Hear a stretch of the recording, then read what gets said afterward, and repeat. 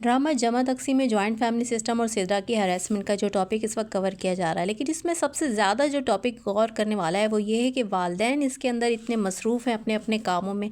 Specially ख़वातीन को कामों में इतना फंसाया और धंसा दिया गया है कि वो अपने बच्चों को बिल्कुल निगलेक्ट करके दूसरों को खुश करने और दूसरों के मामलात में झाका ताकी करने के लिए मसरूफ़ है। पेरेंटिंग के टॉपिक से ये ड्रामा मेरे लिए सबसे ज़्यादा तवज्जो का बाइस है, और मेरे लिए सबसे ज़्यादा जो चीज़ें इसमें हमें बताई जा रही हैं वो यही है कि हमें अपने बच्चों पर हर वक्त नज़र रखनी है, उनको टाइम देना है, सबको पीछे करके हमने सबसे पहले अपने बच्चों को सुनना है, उनकी बात सुननी है और उनका ही ख्याल करना है। दुनिया तो कभी भी खुश नहीं होगी, उनके आगे अपनी बोटियां करके भी डाल दें तो वो कभी खुश नहीं होगी। सबसे ज़्यादा खसारा जो होता है वो बच्चों को होता है। जब बच्चे कुछ बताना चाहें तो माँओं के पास टाइम ही नहीं होता कि अपने बच्चों के पास बैठे उनकी भी सुन लें। गर्ज़ ये कि ड्रामा जॉइंट फैमिली सिस्टम को फ्लॉप दिखाने में बड़ी कामयाबी हासिल कर रहा है। आपकी क्या राय है? क्या आप समझते हैं कि बच्चे ही सबसे ज़्यादा इसमें सर्वाइव करते हैं सिस्टम में?